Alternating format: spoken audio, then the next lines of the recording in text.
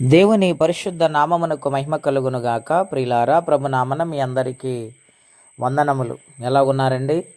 మీ అందరు ఆరోగ్యములు బాగుండాలని, సమస్యలను విడుదల పొందాలని, దేవుని సన్నిధిలో నమ్మకంగా సాగిపోవాలని ఒక దైవజనుడిగా ప్రార్థన చేయించు ఉన్నాను. దేవుని వాక్యము ధ్యానందాము.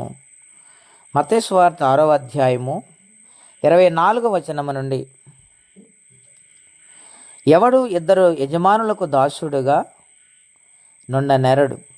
అతడు ఒకరిని ద్వేషించి ఒకరిని ప్రేమించును, లేదా ఒకని పక్షముగా నుండి ఒకరిని తృణీకరించును. మీరు దేవునికి స్త్రీకిని దాసులుగా నుండనెరరు.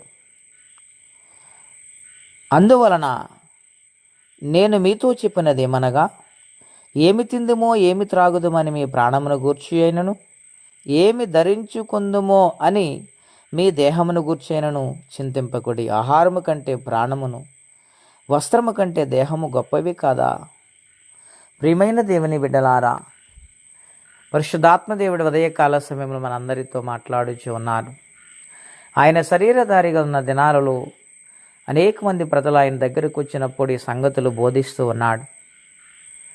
ఎవడు ఇద్దరు యజమానులకు దాసుడుగా నుండనేరడు అని చెబుతూ ఉన్నాడు. అవును ప్రిలారా, ఒక పాలేరు ఉంటే ఇద్దరు రైతులకు ఆయన ఎలాగూ పని చేయగలుగుతాడు, పాలేతనము చేయగలుగుతాడు. ఒక ఉద్యోగం ఉంటే 2 ఆఫీసులలో ఎలా పని చేయగలుగుతాడు? అలాగననే ప్రియమైన దేవుని బిడ్డలారా, యేసుప్రభువు వారు స్పష్టంగా మాట్లాడుతూ ఉన్నారు.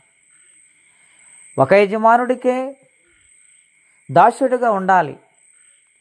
ఇద్దరికి ఉంటే అది న్యాయము కాదని అన్యాయం అవుతుంది. రెండవదిగా మనం చూస్తే, ఒకరిని ప్రేమిస్తాడు, ఒకరిని ద్వేషిస్తాడు. కారణం ఏమిటంటే ఇద్దరికి సమభావంగా చేయలేడు గనుక. అలాగుననే దేవుణ్ణి ప్రేమించగలుగుతున్నామా, లేక ఈ లోకములో ఉన్న సిరిని ప్రేమించగలుగుతున్నామా అని దేవుడు మాట్లాడుతున్నారు. చాలామంది దేవుని ప్రేమించుటకు బదులు ఈ లోకాన్ని ప్రేమిస్తుంటారు. ఈ లోకములో ఉన్న వాటిని ప్రేమిస్తూ ఉంటారు. అది ఎంత మాత్రం మంచిది కాదు. ఎందుకనగా ప్రియమైన దేవుని బిడ్డలారా, ఇక్కడ వ్రాయబడింది బహు స్పష్టముగా, ఏమి తిందుమో ఏమి త్రాగుదుమో అని మీ ప్రాణమును గూర్చి కానీ, ఏమి ధరించుకుందామని మీ దేహమును గూర్చి కానీ మీరు ఆలోచించవలసిన అవసరం లేదు. ఎందుకంటే నేను అన్నీ మీకు అనుగ్రహిస్తాను.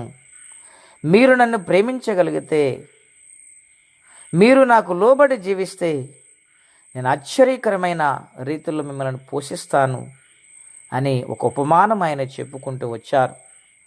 ఆకాశ పక్షులు చూడుడి, అవి వెత్తవు కోయవు, కొట్లలో కూర్చుకొని, అయినను మీ పరలోకపు తండ్రి వాటిని పోషించుచున్నాడు.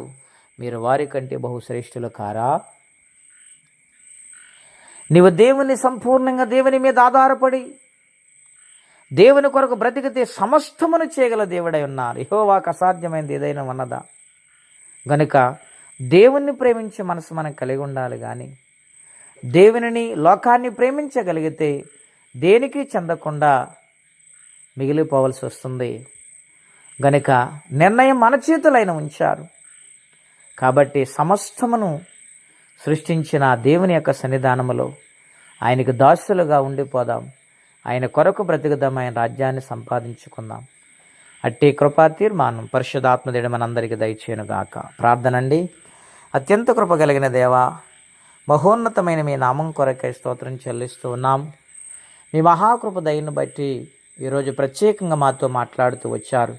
మీరు లోకాన్ని ప్రేమిస్తున్నారా, నన్ను ప్రేమిస్తున్నారని మీరు అడుగుతూ ఉన్నారు. ప్రభువా నాయన, మేము నిన్ను ప్రేమించే హృదయం మాకు దయచేయండి.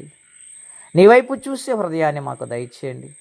నీ సన్నిధిలో రక్షించబడి నమ్మకంగా సాగిపోవటానికి కృపా సహాయము దయచేయండి. ఈ లోకము మాయ నాయన, ఈ లోకము శరీరాశ, నేత్రాశ, జీవపుడంబంతో నిండిపోయింది నాయన. ఈ లోకాన్ని కాదు, మిమ్మల్ని ప్రేమించే హృదయం అందరికీ దయచేయండి. ఎవరి కష్టంలో, బాధలు, ఇబ్బందులు ఉన్నారో వారికి నీ సహాయం పంపించమని ఈ దినము దీవెనకరంగా మార్చమని క్రీస్తు వారి పుణ్యనామంలో ప్రార్థించి స్తుతించి వేడుచున్నాము తండ్రి. ఆమెన్. దేవుడు దీవించును గాక.